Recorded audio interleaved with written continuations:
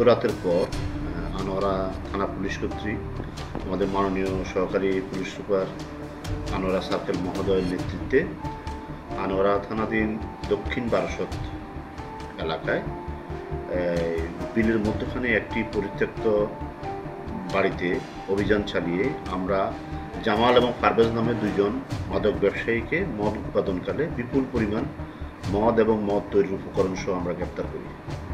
তো গ্রেপ্তারকৃতদের আমাদের আইনি প্রক্রিয়া শেষ করে আমরা বিজ্ঞ আদালতে প্রেরণ করতেছি। এই মাদকের অভিযান সারা আনোয়ারাব্যাপী চলমান থাকবে। আমি আপনাদের মাধ্যমে সাধারণ জনগণকে অনুরোধ করতে চাই, যদি এরকম কোনো তথ্য জনগণের কাছে থাকে যেন আমাদেরকে তথ্য দিয়ে সহযোগিতা করে।